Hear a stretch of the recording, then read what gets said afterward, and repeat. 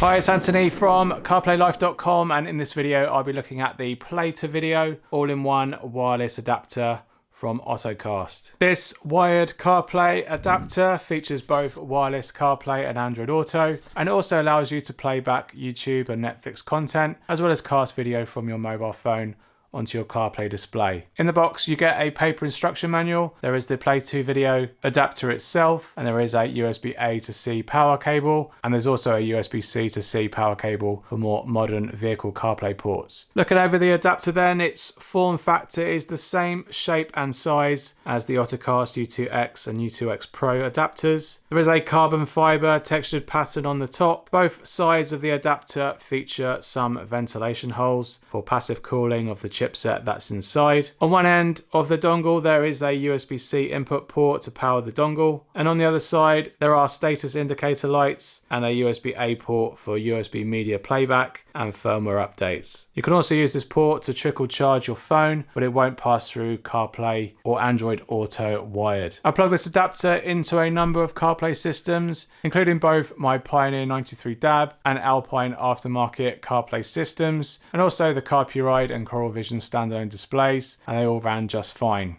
with the adapter restarting to transmit the optimal resolution for the display that it's being plugged into. Firing up the dongle for the first time gets you into its main menu interface in around 22.91 seconds. The main landing screen has a modern panel menu interface that's built on top of a closed custom Android 8 operating system. There are 4 panels in the top section of the screen. The left 2 are reserved for launching both Netflix or YouTube apps, and to the right there are also 2 panels.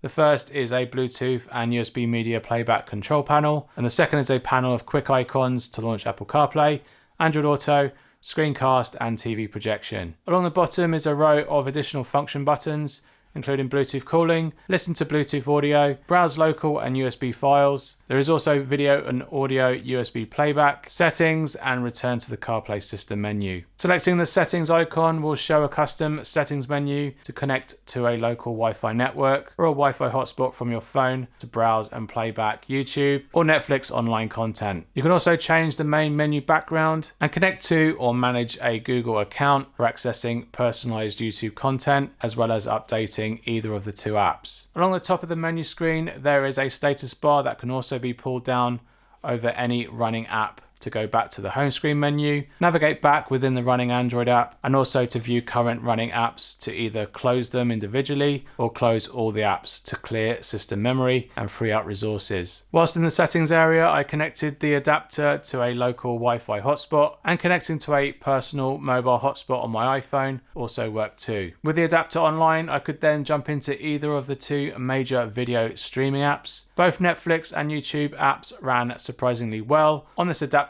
rather low-end 8-core CPU running at 1.5 GHz. Its low CPU and GPU does show itself when scrolling through the menus, but once you've selected and loaded your chosen video content, this adapter plays it back relatively well, and with audio also in sync.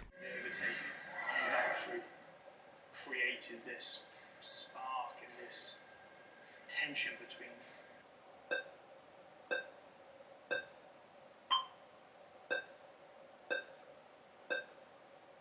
Being a closed Android system, there is no way to launch and browse the Google Play Store, and if you do manage to download any alternative apps, none would appear on your main menu screen. Any of the core apps are also hidden from view, whilst YouTube, Netflix and a file browser app are really the only present on the main menu. Connecting to either wireless CarPlay or Android Auto requires you to disconnect from the adapter's Wi-Fi connection and connect to its own hotspot. Luckily, the Play2Video handles this relatively smoothly by simply prompting you to enable each required connection when you jump between the video streaming apps and wireless CarPlay or Android Auto, something you don't actually quite see often on other AI boxes. Both of these platforms uses the Z-Link 5 app, which has been split into each functionality on the main menu screen. So pressing either CarPlay, Android Auto or mirroring icons will simply launch the Z-Link 5 app and display the function that you've selected. The common Z-Link 5 settings options have all been neutered, with just only a few options remaining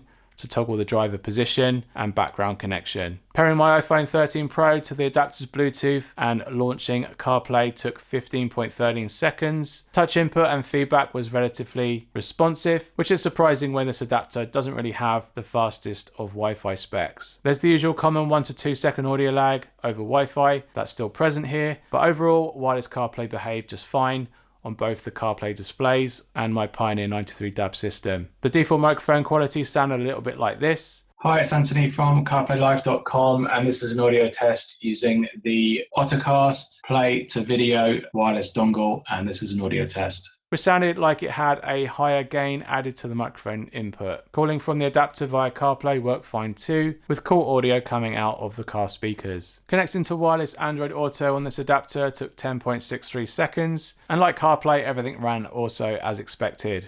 Android Auto was also responsive considering its Wi-Fi specs, and I tried calling from the adapter via Android Auto, but unfortunately the call audio didn't really come out of my car speakers, and all the microphone input came from the device rather than the car system microphone. Mirroring and TV cast are the two other features of this adapter. I couldn't get TV cast to work either on this device, but I was more successful mirroring my iPhone and Android onto my CarPlay display. Mirroring from the iPhone was much more easier, whilst the Android required downloading the Z-Link Plus app, which did work, but I also encountered lots of lag and quite general poor performance. Whilst on the iPhone, it was much easier to set up and get video playing with some slight sync issues in its audio at times. This Play2Video all-in-one adapter from Ottocast retails for $149, £149 and €199, either directly from their online store using the coupon code Ottocast30 to get 30% off the full retail price, or there's a couple of coupons available on Amazon to get $40 or £40 off its retail price. And I'll leave links to this adapter down below so you can learn more about it and to buy yourself one. The Play2Video adapter ticks many boxes in what most people want from a CarPlay adapter.